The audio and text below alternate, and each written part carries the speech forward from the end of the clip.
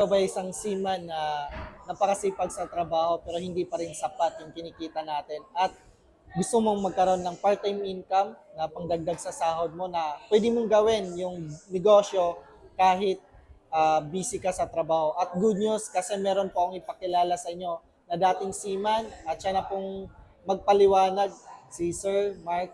Hello po, Sir. Ayan, so hi guys. So my name is Mar Jason Etom. I'm a seaman by profession. Before, ginagawa ko tong negosyo natin part-time. But right Wow. now, ginagawa ko na tong business full-time. Grabe, Sir, no? Ano po yung kumbaga rason po niyo bakit pinili po ninyo ang GC Dropshipping and Wholesaling business po, sir? Ayan sir, no? So napakagandang tanong.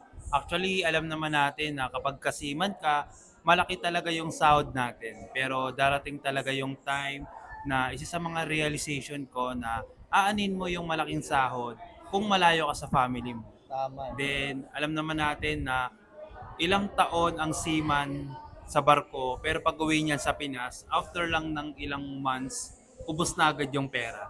So, naisipan ko, why not maghanap ako ng negosyo na pwede akong kumita kahit nasa barko or kahit nandito ako sa Pinas. Grabe. So anong nakita niyo po dito sa GC Dropshipping business, sir? Bakit ito yung pinili niyo habang andun kayo sa ibang bansa, ginagawa nito part-time? At ano ang nakita niyo, kumbaga vision ng company po?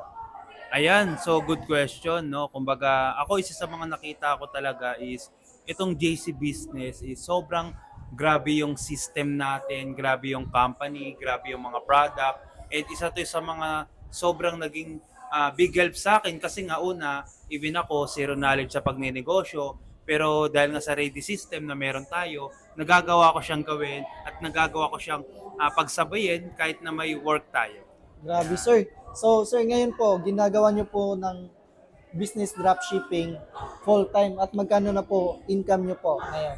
Ayan, so nakaka-bless lang no dahil sa negosyo natin na JC Wholesaling and Dropshipping, kumikita na po tayo dito ng 5 to 6 digits. Ayan, so Wow. praise God.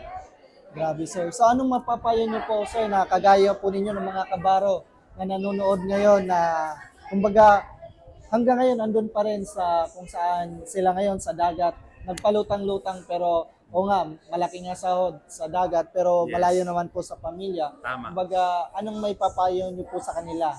Ayan, so sa mga mapapayo ko lang no, sa mga kagaya ko din na seafarer is lakasan nyo lang yung loob nyo.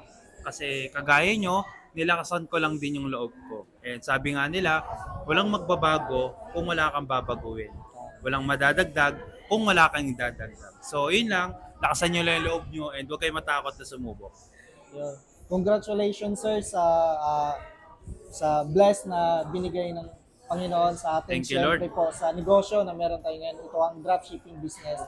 At si sir nang nagpapatunay dito po sa ginagawa ng negosyo, kahit busy ka, no, kahit ano man ang profession mo, seafarer ka man o OFW, dito matutulungan ka namin. At kasama namin si sir na tutulong sa inyo pag once na Yes. mag-start ka. At syempre ako po ang mag-guide sa inyo. Message mo lang po ako at i-guide kita.